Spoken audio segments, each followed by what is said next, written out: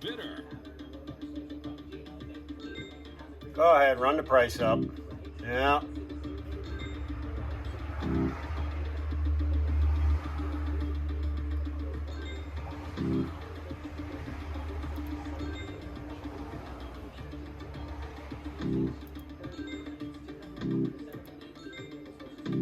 Damn it, man.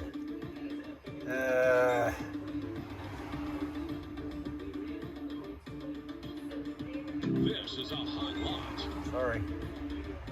Not done yet. Got 1,000 more than I wanted to spend on it. Going for 2,000 more.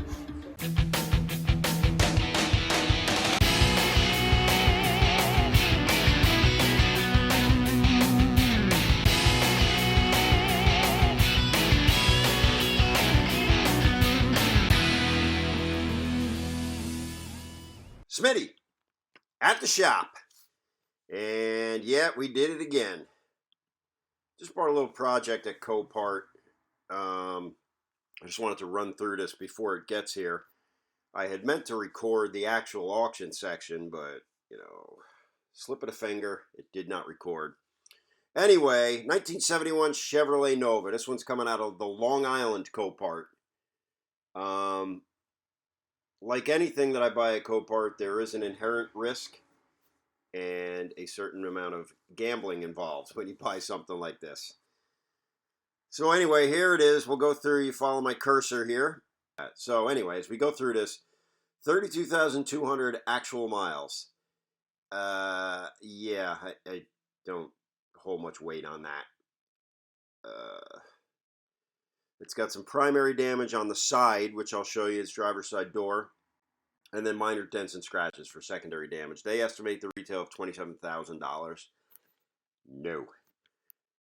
Manual transmission. It does come with a set of keys, which is always an important one to check because there are sometimes cars sold without keys.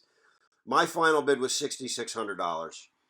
That was about $800 more than I wanted to spend on the car. I really wanted the car though, so sometimes, and I'm usually good about holding my ground. If $5,800 is my limit, that's usually what I'll hold at. I kept loose on this one, obviously. So anyway, $6,600. By the time you pay Copart fees, believe it or not, I am just about up to $7,500. Yeah, that many fees from Copart. I don't want to get into bashing Copart too much because they've served me well for over a decade, but it's expensive to buy on Copart. So about $7,500, and it's going to cost me about another $600 to get it to my doorstep because I will have it transported. So, what are we at? We're at just about $8,100 for this car. That's a lot of money for a gamble on a car that, as far as I know, does not run or drive. And that will bring me to my next point. If you follow the cursor again, up here next to 71 Nova, you have an E. Sometimes you'll have an RD, an R and a D. That means runs and drives. That means when it arrived at Copart, they started the car, they put it in gear, and it moved. That does not mean they've driven it down the highway. It doesn't mean the transmission shifts. It doesn't mean the engine doesn't have a knock in it. It just means they've started it and it's moved forward or revert backwards under its own power. That's it. That's all you get at Copart. This is enhanced, and I want to just dwell on this just for a minute, because if you click on this, enhanced vehicles listed as enhanced are those where the seller has authorized Copart to perform an enhancement service to the vehicle, such as a wash and vacuum or protective covering, or the vehicle is under a program that gives Copart discretion to utilize enhancement services to maximize the value of the vehicle. This designation does not guarantee that any enhancement service was completed, but rather it indicates that qualifying vehicles would likely be enhanced. It is the member's responsibility to inspect and verify the utilization of enhancement services. So basically what that's telling you is that they may have cleaned this car up. They may have vacuumed it. They may have put shrink wrap on windows that were open. They may have, who knows what. That's what they're suggesting. Here's what the reality of enhanced means at Copart, and I can't stress this enough. And again, a decade of buying cars on Copart. Enhanced means that car does not run. It means they were unable to start it. And that could mean any number of things. A, it doesn't run. The engine seized, for example. B, there was no battery in it, and they were not able to start it with a jump start. They were not able to access the battery. Like in this case, the battery's maybe in the trunk or something like that. Or it just, for whatever reason, they could not get the car running. That's what enhanced means. I I don't care what else Copart says. Enhanced, the car does not run. So you've just stepped your gamble up significantly. So I don't know what those paragraphs are about vacuuming and cleaning and sealing and all that other nonsense. No idea what that means. Enhanced means that car doesn't run. So this 71 Chevy Nova, they were not able to run or move on the yard. So again, extra gamble there. All right, let's move on. So anyway, this is what I do prior to buying a car on Copart. I'll pull up my little magnifying glass here, and then I'll just look the entire car over. And I'm just going to do this briefly for you all out there because basically what I want to show you is when this car arrives later on today, I'll do a up close walk around, and we'll see the difference in, it doesn't matter how good the car looks in these Copart pictures. There's always things you can't see. There's always there's hidden stuff that, I mean, your mind will tell you. It's kind of like internet dating, if anyone's ever done that. Your mind will tell you whatever you decide about what you're looking at on the screen. Reality may be a whole different thing altogether. So again, we'll go through this here. If you look at that driver's side headlight, it looks like some of that molding is missing. Maybe the grill is a little bit funky. Bumper looks nice. I mean, it's kind of hard to tell. It looks like, other than being in primer, I guess that is, faded primer, looks like a relatively solid car, according to pictures. You can see that door damage there. Again, I'm assuming that door is just open. I don't think that it's sprung. That dent isn't that big. But you can get an idea. The quarter panel looks real straight. Moving along here. Deck lid looks decent. Real straight looking back bumper. SS panel on the back. This picture is basically worthless because it's too many shadows and Copart don't care. Look closely. Interior, see, we got a nice stock dashboard, which I like, despite the fact that it's got tin door panels. The dashboard looks all original. The pad looks really nice on it. Straightforward. It's a stick car, 4-speed. You can see the pedal there. You can see the shift. It's got some pokey bucket seats here. And if you haven't gathered from these pictures at this point, this is a Pro Street car. This is a back half car. And here you can see in the back, you can see the roll bar. That sticks out to me. If you look at that vertical bar, first of all, I'm not sure what that vertical bar is. Second of all, that is some snotty welding on there. That is not real professional welding for a roll bar. That concerns me because that suggests that maybe there's been some shoddy work done on this car. Sorry, a little coffee. But you can move on and see some of the tin work in the back, the tubs. You can't see much of it, but what you can see looks reasonably decent. So I tell myself. On to the next picture, under the hood. Small block Chevy. Looks like it's got maybe some dart valve covers. It's got what do they call that belt system? Guilford belt? Something. Anyway, it's got, almost the kind of belt you would see on a blower. It's got a wide, flat belt. Yeah, I don't know. Manual brakes. Not sure if they're disc or not. Can't really tell from that picture. Heater and or AC delete. Actually, judging by that hole back there, probably AC delete car.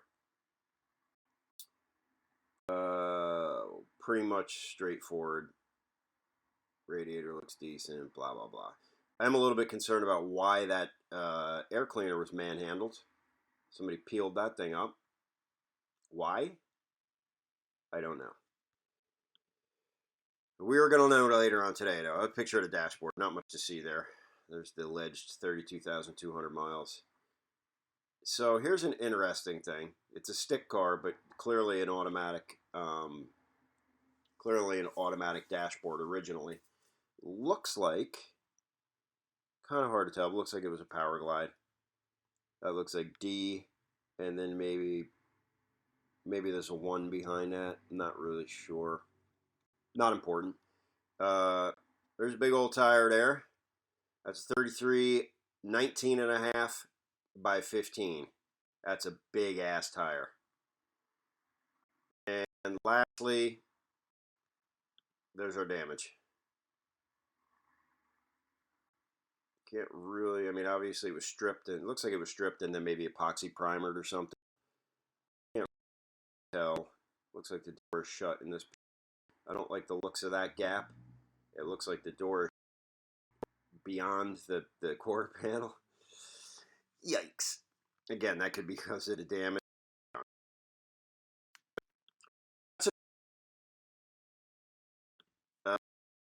We're going to wait for our transport guy to get here. It's around noon time, so I don't expect him coming from Long Island. He'll be here around 4 o'clock or so.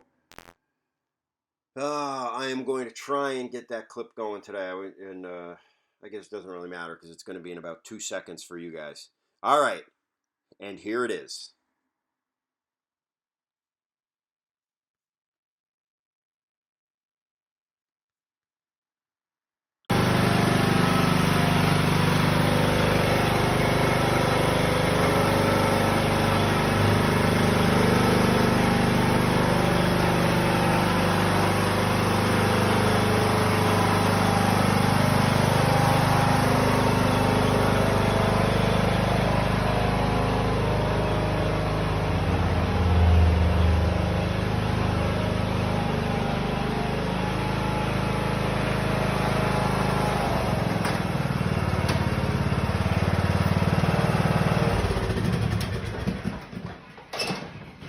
Thanks, buddy.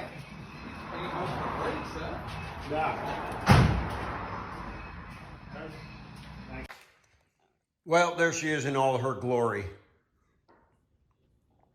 I have not had a chance to play with it. It's currently about 1 a.m.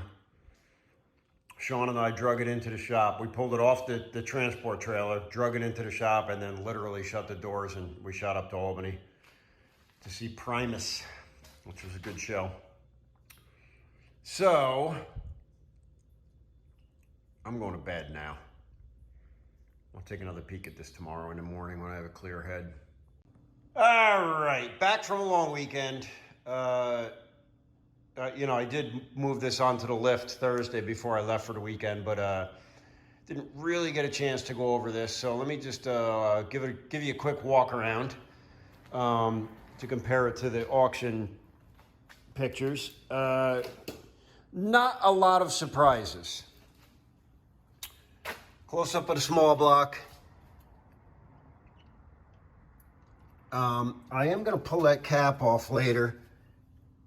That looks like a points distributor, which would surprise the hell out of me. What it may be, because it's got a blaster coil, it may be an electronic.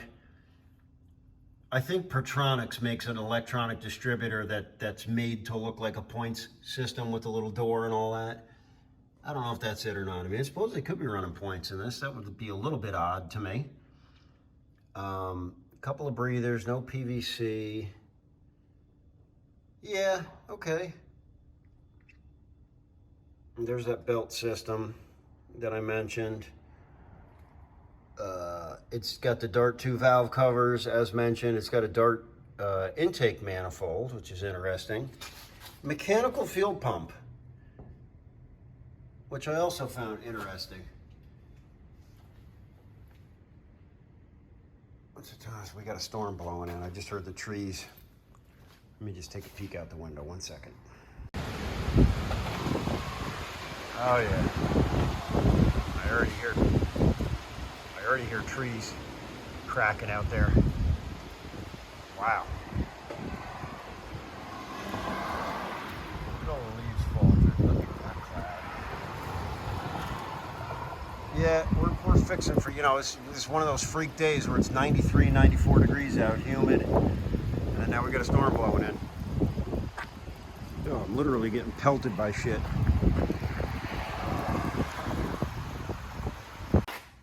All right, anyway, back to the Nova. Again, pretty straightforward under the hood, no surprises. You know, nice inner fender stock. Still have the rubber guards on them, which is surprising. You don't see that too often. Yeah, not much to see here. Nice bumpers on it. You can see that the headlight surround is missing from this side. A little bit of damage to the eyebrow. Again, not a huge deal. Girl looks to be in decent shape. It looks like it's got a new molding on the hood. It is a steel, factory steel flat hood. Moving around here, one thing you couldn't see from the auction is a slotted cross-drilled rotors. So that's pretty interesting. A little bit rusty, but just from sitting, I think. Got Jegs wheels on the front. Cheap. Mickey Thompson's all the way around. There's the damage to that driver's side door. Let's see if you can get it. It's a pretty big dent. I don't think it's going to be a big deal to fix that at all. I'm just going to pull it. This seam, which you could see in the auction, that's a little bit funky. Not quite sure what happened there, but if I end up putting paint to this car, which is up in the air at this point, that'll annoy me to the point where I'll have to do something about it. I'll have to take care of that gap. All right, there's the tin. That one's a little damaged. It's like somebody painted it and then tried to wipe the paint off. Not much going on here. No headliner. There's some more snotty welds on this roll bar. You know, I would say my main complaint about this car at this point, just from what I've looked at, is yeah, the weld work on it is subpar. But again, there's that nice dash pad, complete dashboard. Was an AC car, it looks like, because it looks like there's a vent missing there. Radio opening is unmolested, which is surprising. This is a switch. This is a starter switch. Now, the key doesn't fit in the ignition for whatever reason. It doesn't turn in the ignition, so I'm going to have to play with that and see what's going on. So there's a little bit of messy wiring, but not much, because I don't know if you can see in there. That looks like a painless wire setup. So, and it looks like, I haven't looked real in depth at that, but it looks like they did some nice work to it. I mean, you can see the wiring here. Neat as a pin. You can see the wiring behind where the old fuse panel would have come out, the original fuse panel. Oh, look at that. We're missing a cotter pin on our shift linkage. We better take care of that before that drops. All right, what else? Let me show you the trunk. Well, here, let me get a little bit more interior here. This seat, I don't know, is it brand new? It's got plastic on it? I don't know. I don't know how much of a fan I am of those seats, but we get a little bit better look at here's the roll bar configuration, which is a little bit odd. You get this center, it's kind of strange. And then there's a hoop that goes around the back, and then it dips down into the trunk, obviously. A little bit odd. Again, obviously an older build. There's some more of the wiring. Sheet metal work is decent, I would say. I'm not really going to complain about it. Again, you know, for a car like this. All right, let's get it finished going around here. Otherwise, the quarter panel is in pretty decent shape. Lights seem to work. Decent back bumper. SS panel. Yep. Little dent in this quarter panel. Nothing to be concerned about. Again, all pretty straightforward. Not a perfect body, but a lot to work with. I mean, it's a reasonably straight car. It would not take much to get this thing paint ready from what I see right now. Decent gap over here. You know, it needs to be cleaned up just a little bit. And that's about it. All the glass is intact. All the glass is in good shape. This fender's in decent shape. That's about it, really. Let me show you what it looks like underneath. Okay, up in the air. So we've got some new coils, or recent coils, recent shocks, sway bar ends. Ball joints look like they've been replaced. Spindles are, you know, that was probably a kit for the, it probably was not a factory disc brake car. See some new bushings on the radiator support. Again, pretty straightforward. All factory control arms. Yeah. A little bit of oil going on here on the oil pan. Not a crazy amount. Nothing that would like set off any alarms. It's got a mini starter in it that looks Proform, so it's a cheapie, but it looks fairly new. Wrapped or somewhat wrapped headers. Not entirely wrapped because this side isn't. Let me just twist around here. A couple of glass packs on it. So you know this sucker's a little bit loud. There's the shifter down below. Aluminum bodied transmission, GM. So it's a Muncie of some sort of another. I'll have to run the numbers on it. Blow-proof bell housing. I don't necessarily see a tag on it anywhere, maybe on the top. But anyway, blow-proof bell housing, it looks like. It's got a new transmission cross member. Maybe from when they went to, shouldn't matter, automatic to standard, but I thought they were the same cross member. Solid mount in the rear. Looks like aluminum, maybe? No, I guess that's, yep, that's steel. Here's where the frame comes into the original subframe. It's kind of an interesting, comes in at an angle. They've set it nice and low in the chassis. You know, they cut the floor supports, obviously.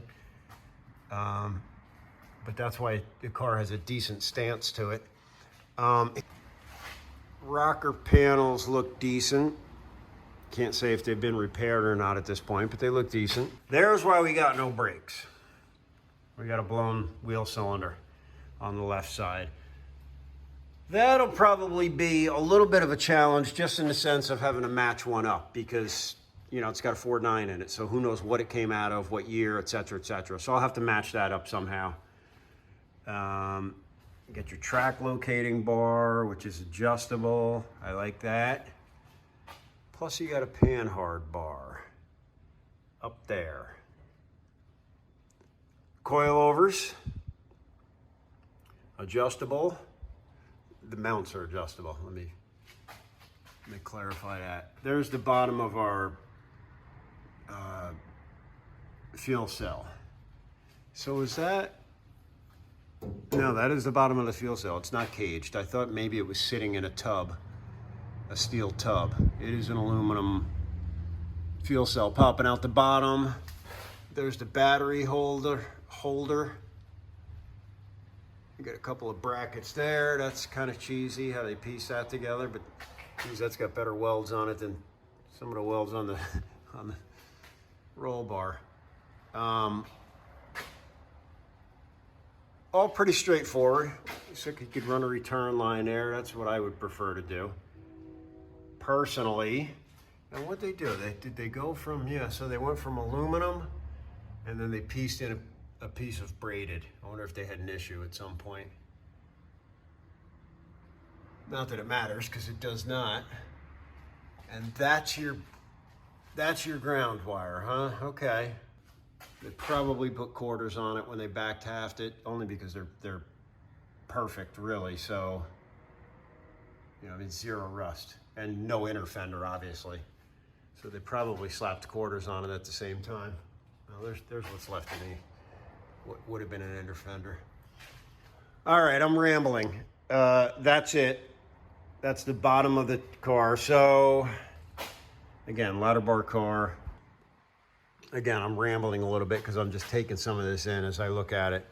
So, here's what we're looking at. First thing I got to do is figure out the ignition. I got to figure out if the key turns, if the key needs to turn, because the steering wheel is not locked. And it did have that ignition switch on it, so I'm going to have to see how they have it wired. I did pick up a new starter button for it, at least temporarily, so I can rig something up. And then we're going to get it started, obviously, or see if it starts, see if it turns over, see if there's anybody home. That'll be step one. Assuming we can get it started and we have a clutch and we can get the thing to move. Step two is going to be to address that rear wheel cylinder. We'll get it to stop. If we can get it to move, then we need to get it to stop. After that, then we'll try and make some educated decisions based on what comes out of that. All right, so that's the long short of it. There's your comparison tour. I'll be honest with you, not a whole lot of surprises compared to the auction pictures. Obviously, there's stuff, you know, you don't see in the pictures, like the interior, the roll bar, the underneath of the car. But there's no tragic surprises as of yet. All right, what's our next move? We got to see if it's going to run, see if it starts. It had a starter button wired up on the dashboard. That was broken, which is probably why it was sold as enhanced. The key doesn't turn in the ignition, but the steering column is not locked. So I don't even know if it needs the key to start. So that's where I'm going to head next. I'm going to see how it's wired up, see what we need to do to get this thing turned over, and then we're going to see if it starts. I am going to dump the oil on it because it smelled a little bit like fuel, and it looked like it was over full, judging by the dipstick in the engine. So that's what we're going to do. Dump the oil, check the starter wiring, and see if this baby fires up.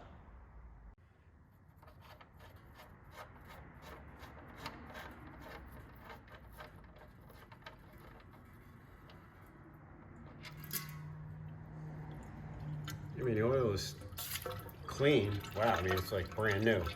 But, yeah, I mean, it smells like raw fuel. I see you. Oh, something interesting going on in there. We'll have these valve covers off at some point, I'm sure. All right, here's where we're at. Try as we may, that will not turn in the ignition. So either the lock cylinder took a dump or this is the wrong key. It is marked, it's marked E for ignition. I'm not really sure. But there was one marked T for the trunk, and that lock cylinder was busted out. And there was one with a D for door, and that one did work in the door, despite there being no actual door lock on the driver's side. So anyway, this is not an ignition switch once I took a closer look at it.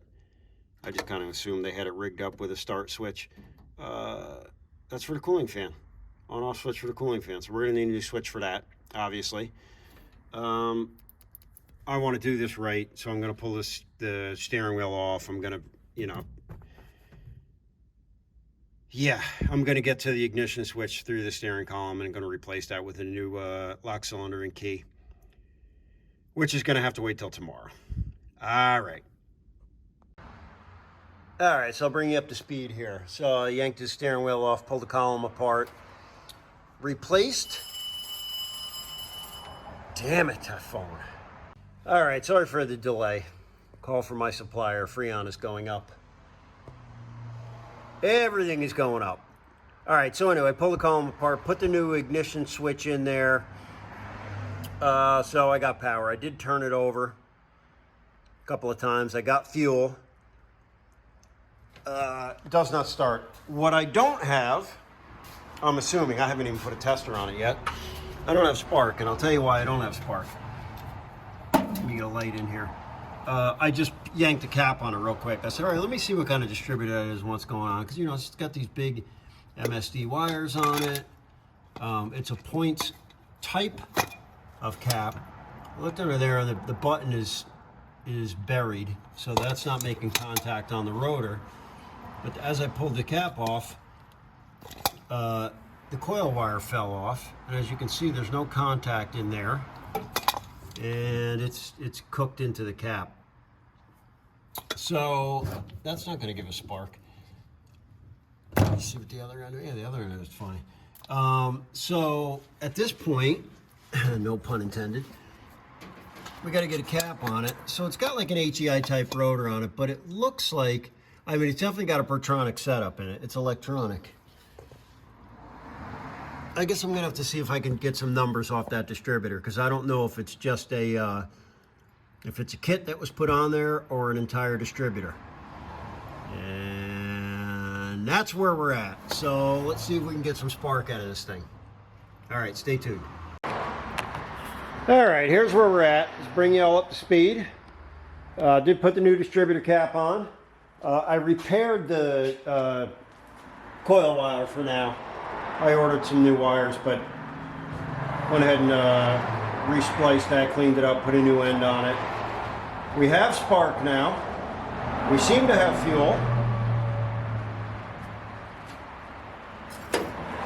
Let's give it a shot.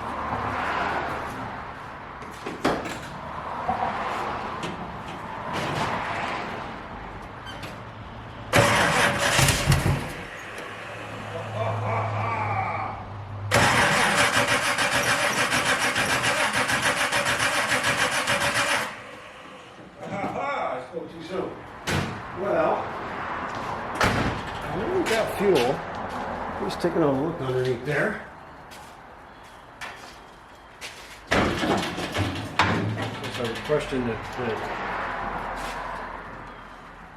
how good our fuel is. Geez, I mean, it's pouring fuel in there. Smells like fuel. Looks like fuel. Must be fuel.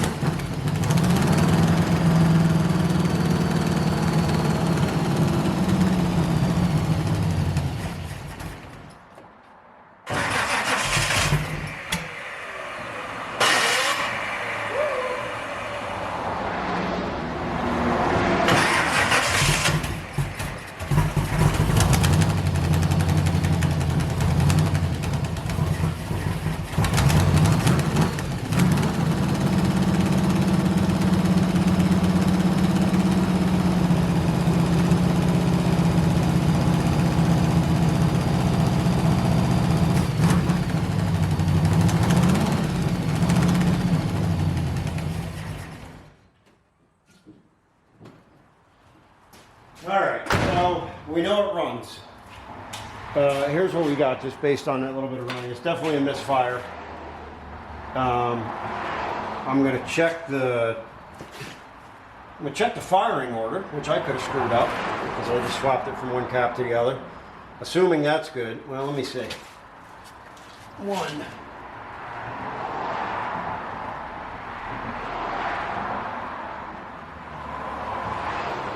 8. 4.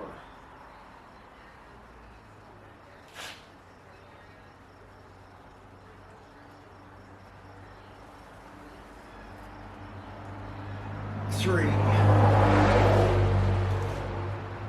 6.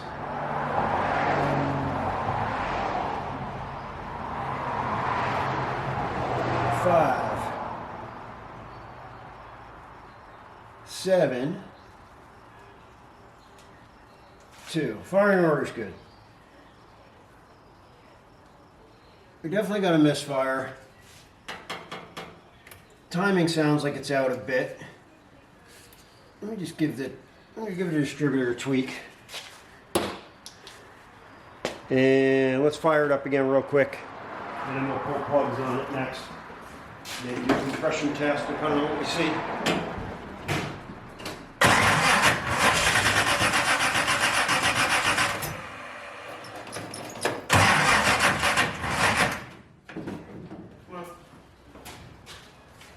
Definitely too far advanced. So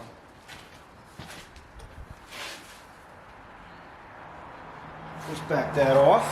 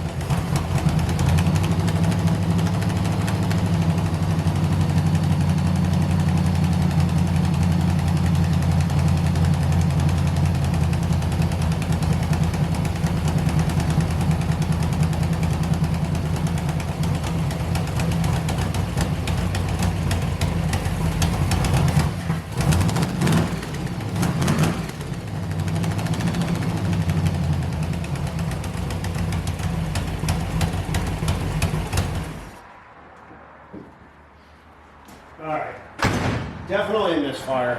You can feel it. I'm sure you guys might be able to hear it also. We're going to pull plugs. Alright, well, see if we can get that to focus. Hello. Oh, no. Alright, well, there's your plugs. And fortunately, or unfortunately, depending on how you want to look at it, they were all dry. So, no signs of excess gas, which would indicate a lack of spark, etc. No signs of oil, which would indicate a ring issue. They look okay, other than the fact that they look like they've been in there a while because they're rusted. That's actually one of the better looking ones. So while I have them out, I'm going to run a dry compression test just to see what we have there. I mean, why not? Got the plugs out. I am going to replace these plugs, obviously, and then we're going to then we're going to take it from there. Enunciate, Jeff. All right. Well, that one I let sink down a little bit. That was the last one. Every cylinder is 185, 190 pounds, give or take. They are all within 10 pounds of each other. So next step, we're going to throw a new set of plugs in it and see what that yields, and then we'll go from there. I mean, if I can keep the thing running for a little while, obviously it's much easier to determine which cylinder is missing. But for now, we're going to start with plugs. Okay.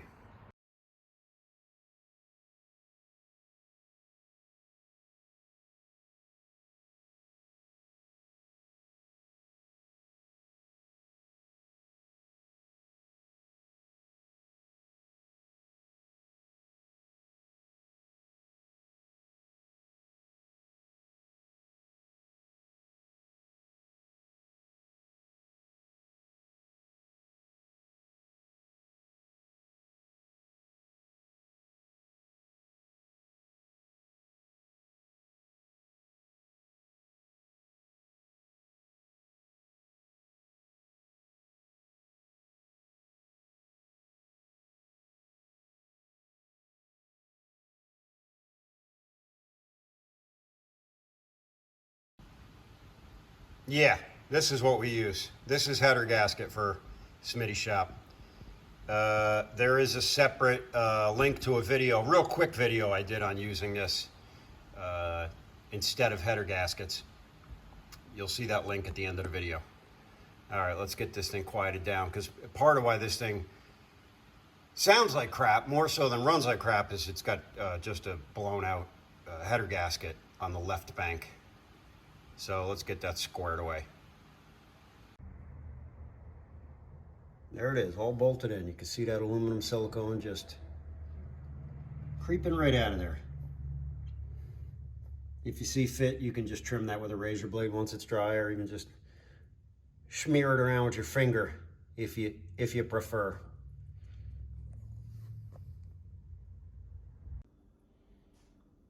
Well, why not? Why not? Let's see what we got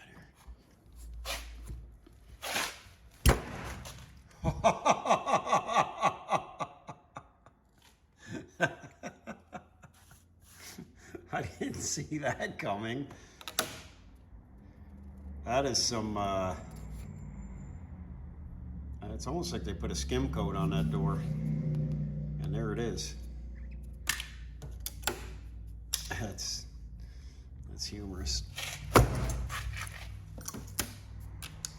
Somebody didn't prep their panel correctly.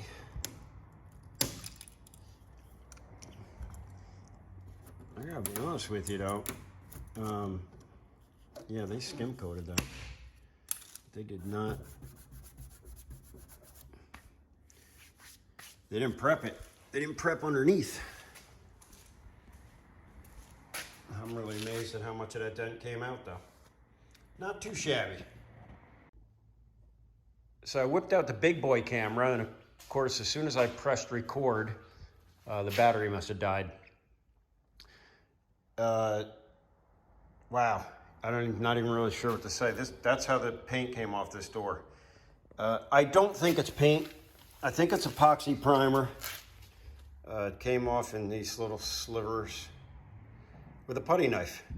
And at first I thought maybe they had skim coated the whole panel with putty, but it doesn't look like it. I think that's probably just a real heavy coat of epoxy primer. And unfortunately, they didn't prep the surface adequately before spraying it.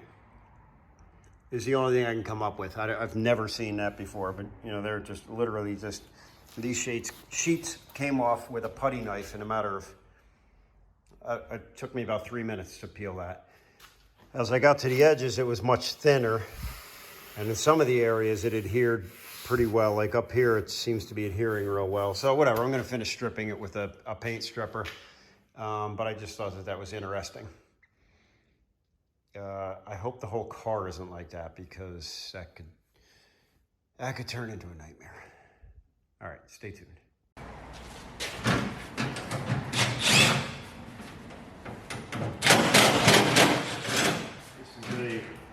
This is a rudimentary door panel, for sure.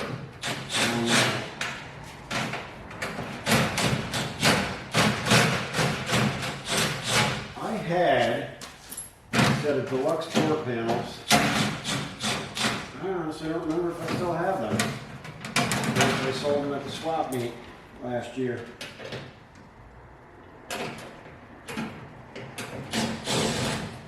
I actually had 2 sets of complete doors. I guess I'm gonna have to look and see if I still have them. That's just, I don't know if I can use that. What do we got? That's pop rivet. Are you kidding me? You looked like a pop rivet set, huh? Well, look at you.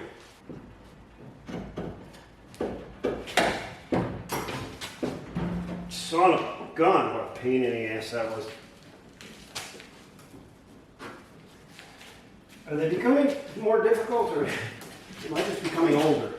How many times I've taken these doors off all by my lonesome on a Nova of all cars. For those of you watching that don't know, I've owned, I don't know, quite a few dozen of these things. And I've restored a few, and fixed up a few, and back halved a few, and raced a few. pretty intimate with Novas and their designs, etc. But anyway, that was just being a bitch.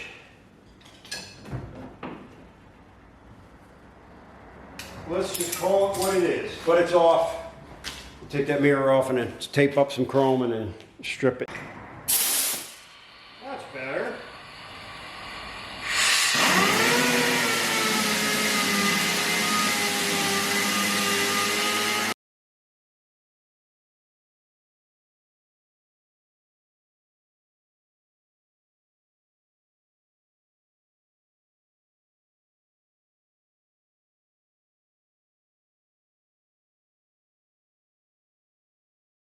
All right, for all intent and purpose, we have the door primarily stripped. Got a little bit corner there. We want to strip that down a little bit more. I've got a coat of Bondo, 2 coats of Bondo, just roughed in on that dent area.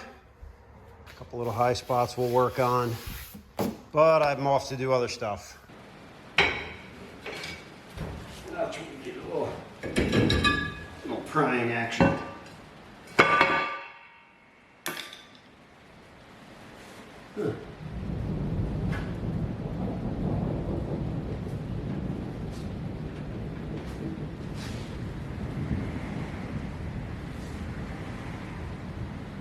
Get you in close here. Take a look at your inner wheel well. The car's nicely done. They did a nice job on this for an older build. Anyway, car's got no brakes. That's why we're in this wheel cylinder, because there was fluid pouring out the back. I don't know if you can see that or not. It was all over the tire. But geez, now that I'm in here, it almost looks like an axle seal, but we're gonna put some brake fluid in it. Just pump it up. I'm sure it's coming from that wheel cylinder. That's the only thing that makes sense. All right, stand by. All right, let's access that wheel cylinder. See if we can match it up with something and get one coming today.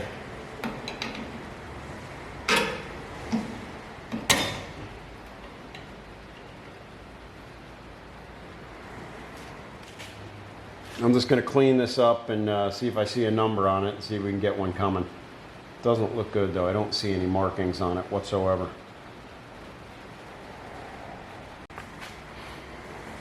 Well, why not? Let's try this for the 8th time. Did a little research online. This Ford 9-inch housing is out of a mid-60s Ford, F100, Mustang, etc., etc. It's a small bearing housing, 10-inch drum, 7/8 bore on the wheel cylinder. Additionally, what they did, probably when they narrowed the rear, and probably by mistake, they swapped to the backing plates. This is the passenger side backing plate, and obviously the driver's side one is on the passenger side now. The brake line should have been coming out facing the back of the vehicle. It's facing the front. Not a huge deal. Just when I compared the pictures before ordering it, I would have ordered the wrong one had I ordered a driver's side one. So we got that ordered. It's a holiday weekend. We won't see it for a couple of days, which will be a matter of seconds for you guys. And then we'll button it up and get it in and get some brakes on this thing. Holy hell, I think I got it that time. All right, well, there she is. Through the magic of editing and fast forward, I've got that door back on, just rattle canned it, nothing fancy. Yeah, I know it doesn't match. It's gonna take about a year of fading. Wheels back on. We got a real nice solid brake pedal now. Last thing, we're gonna spiffy up the interior, and then we're gonna take this thing out for a burn. This video is starting to get long, and I want to take this thing out on the road for you guys. All right, let's clean up the inside and take it for a burn, and let's get this thing sold. Stay tuned. All right, well, pretty much the only thing left to do on this old girl is to spiffy up this interior, which is just trashed between what I've done to it and the fact that it's been sitting around for a while. So we're going to take the vacuum to this. We're going to just shine up some of the panels inside there, maybe touch up that roll bar. We got a big car show coming up in 2 weeks, so I'd like to get it just looking a little bit better for that. So I won't bore you with the, you know, my butt hanging out of this thing with a vacuum in my hand.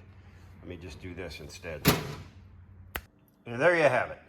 Nothing fancy, just ran a vacuum over it, cleaned up the dashboard, put that little switch panel in there, primarily for the cooling fan. Cleaned up some of the sheet metal in the back that was just dirty and oiled. Recoated the steel door panels. That's really about it. I got to get a couple of floor mats for it. Put an air cleaner on the motor. Not my favorite choice at all. Just no room. It's got a spacer under the carb and a flat hood, so that was really our only choice, and that just barely fits. The only other thing I'm thinking is I'm going to change the oil on it again. I'm not sure about those wheels in the front. The wheels in the back are black.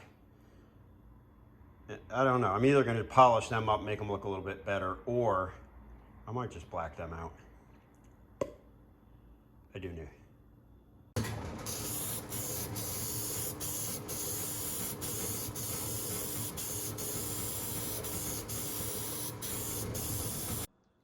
Boom!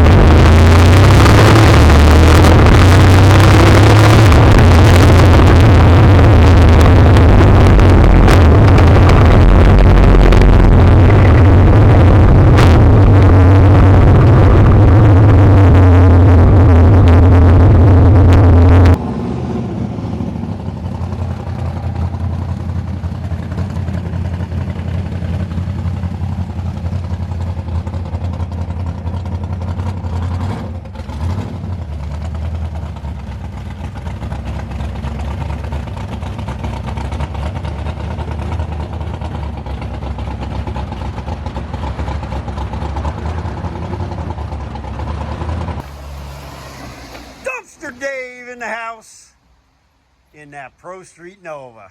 Oh, yeah. Do it up, dude.